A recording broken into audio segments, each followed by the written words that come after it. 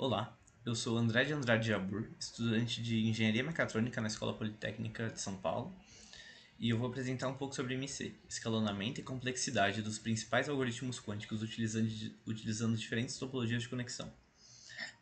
SC foi desenvolvido em conjunto com o Departamento de Engenharia de Computação e Sistemas Digitais, mais especificamente no Laboratório LARC, Laboratório de Arquiteturas de Redes de Computadores. E eu tive como orientadores o professor Wilson Ruggiero e a Regina Melo Silveira. Bem, vamos começar explicando um pouco sobre a motivação do trabalho, que envolve topologias de conexão dos computadores quânticos. Basicamente, as topologias de conexão dos computadores quânticos definem entre quais qubits operadores podem ser aplicados. Então, por exemplo, numa topologia linear, nós conseguimos colocar um operador entre o qubit 1 e o 2, e entre o 2 e o 3 também. Porém, nós não conseguimos colocar um operador diretamente entre o qubit 1 e 3. Isso tem a ver com a composição física do nosso computador quântico. Existem diferentes topologias, por exemplo, a topologia linear, em escada, matriz e totalmente conectado. Porém, o número de conexões na topologia aumenta a complexidade da construção física, da implementação física do nosso computador quântico. Então, nem sempre é ideal nós utilizarmos a conexão totalmente conectada, já que ela tem um aumento significativo da complexidade, principalmente com o aumento do número de qubits.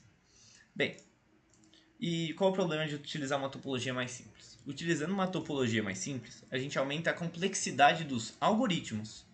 Por quê? Porque nós vamos precisar, eu vou mostrar, nós vamos precisar utilizar mais operadores para adequar aquele algoritmo a uma topologia mais simples. E esse aumento da complexidade dos algoritmos acaba por acumulando mais erros no nosso algoritmo, porque mais operações vão ser realizadas e nessas operações é inerente o erro. Bem, aqui está um exemplo, uma operação SINOT sendo aplicada numa topologia linear, é necessário que nós coloquemos dois operadores swap antes dessa operação. Então nós trazemos o qubit 0 para perto do qubit 3 e finalmente realizamos a operação. Para continuar nosso algoritmo, nós teríamos que voltar esse qubit para o lugar dele. Então fica claro como a utilização de uma topologia mais simples acarreta no aumento da complexidade do algoritmo. Bem, mas o que nós vamos fazer para resolver isso? Uma coisa bem importante dos algoritmos quânticos é que normalmente eles utilizam subrotinas. Então um algoritmo quântico normalmente ele pode ser subdividido entre subrotina 1, subrotina 2 e subrotina 3. E existem algumas subrotinas bem comuns que são utilizadas nesses computadores. Então, se nós otimizarmos as topologias para a execução dessas subrotinas, nós vamos otimizar os algoritmos quânticos no caso geral. E isso é muito importante quando nós queremos construir um computador que não vai realizar apenas tarefas específicas, não vai realizar apenas tarefas que utilizam algoritmos específicos, e sim um computador quântico que queira realizar, queira implementar diferentes algoritmos. É importante para ele que ele consiga realizar esses algoritmos de forma mais otimizada possível, no caso mais geral possível. Ok. E então, algumas das subrotinas que são muito utilizadas nesses algoritmos são a transformada de Fourier quântica, o QFT, o algoritmo de Groover, o algoritmo de estimação de face e o algoritmo da procura de ordem. Bem, como objetivo então do nosso IC, a gente tem o cálculo da complexidade dos algoritmos de QFT e da transformada de Groover implementados de forma otimizada nas topologias linear, em escada e em matriz. Basicamente, o que nós queremos é replicar os resultados encontrados no artigo de referência do nosso estudo, que é o artigo do Holmes. Bem, o método é: a gente calcula a complexidade do algoritmo na mão, depois nós desenvolvemos uma simulação utilizando o Qiskit, que é uma plataforma do Python, um framework de Python para simulação de algoritmos quânticos. E finalmente nós conseguimos comparar a simulação com o cálculo, para ver se ele faz sentido.